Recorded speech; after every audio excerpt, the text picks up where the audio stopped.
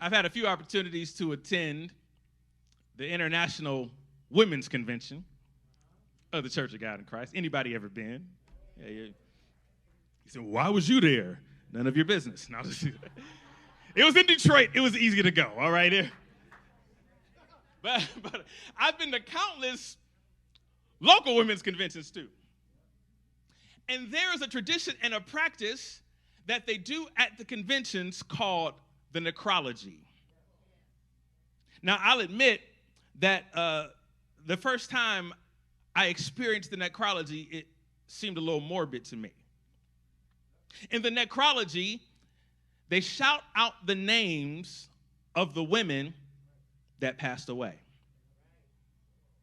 Their mothers, their grandmothers, their church mothers, their nieces, their daughters, their cousins. They call the names of the women in the service. And to me, at first, it seemed morbid because it felt like a miniature funeral every time they did the necrology.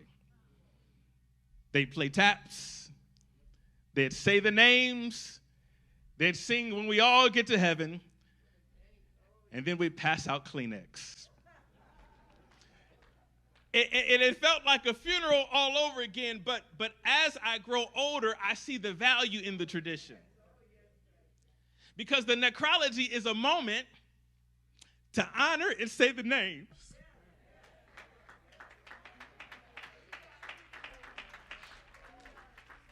of the women that would otherwise be forgotten. To say their names is to acknowledge their presence. To say their names is to show their contributions. To say their names is to keep them on your mind. See, it reflects a tradition from West African religion in which they would say the names of African ancestors and then end with a word of confirmation, Ashe.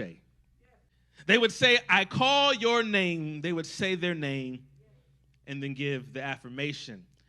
And it's okay that the necrology brings grief at times because grief is simply a testimony that you loved what was lost. So how about we take a moment right now to say their names? That mother, that daughter, that sister, that niece, that grandmother. Just say their names. Go ahead. Say their names out loud.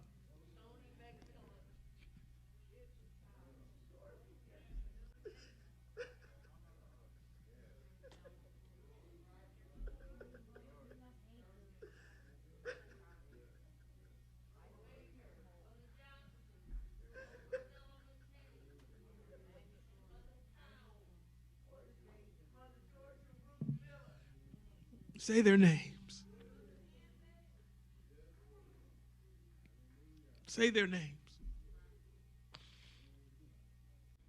Margaret King.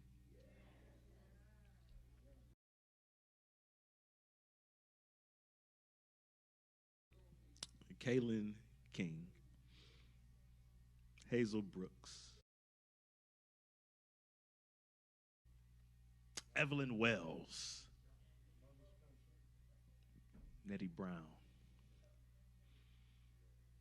Sadie Brown. Glenetta Woods. Just a week before she passed, I was at her bedside. We called her Muffy. And her body riddled with disease. She said to me that she turned her life over to the Lord. She said, there's nothing out there. She said, I want to live for the Lord. She said, I watch online. She wanted to officially be a part of this fellowship. Who knew she only had 7 days left? But in the time she had left, She turned her life over to Jesus. And what's amazing is that heaven is saying her name. Her name is written down.